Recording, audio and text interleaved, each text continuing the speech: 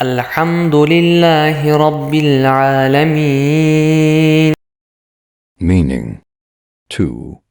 Praise be to Allah, the Lord of the worlds. TAFSİR. Although the words praise and thank you in our language, and the words praise and thank in Arabic have similar meanings to the word hamd, there are also some subtle differences between them. Praising is done in front of a good deed and beauty. The owner of this good deed and beauty can be praised whether or not he has the will and influence on it. A person is praised for his beauty, which is not the work of his own will, but also for his virtues such as generosity and courage.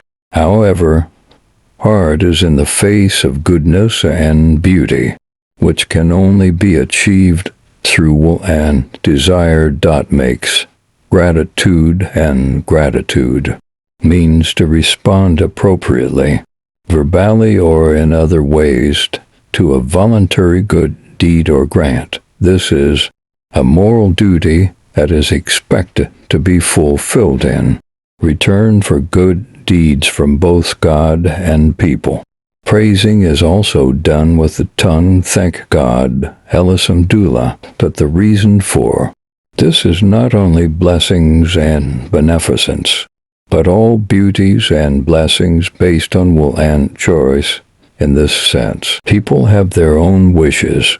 God also has the will to do goodness and beauty that depends on their will. Goodness, duty, and services that do not depend on their will and desire are the work of the power that directs creation, disposition, and characteristics to people by appreciating and creating them. Therefore, in this sense, all praise belongs to Allah and is the commanding authority for Him.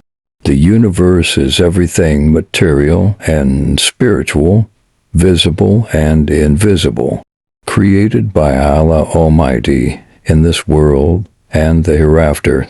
Material beings that can be seen, felt, and reached by human knowledge are called the world of property and witness, and material beings are called the world of the unseen and the angelic. The soul owner of the unseen and the angelic world is Allah, although the real owner of the world of property and witness is Allah. There may be other owners, both visibly and figuratively. According to the information received through revelation, the world of martyrdom and musk is as much as a drop of the sea and a grain of sand from the desert compared to the world of the unseen and the divine. The space that human knowledge has reached until today is mind-bogglingly large. However, since this greatness is as small as a grain of sand compared to the unseen world, the scales of the mind cannot weigh the greatness of the unseen world. When we look at the subject from this perspective, every new information obtained about the size of the universe and the subtleties of its order not only reveals how far the mind that God has mentioned to man can reach, but also constitutes a measure for him to imagine the vastness of the secrets he will reach.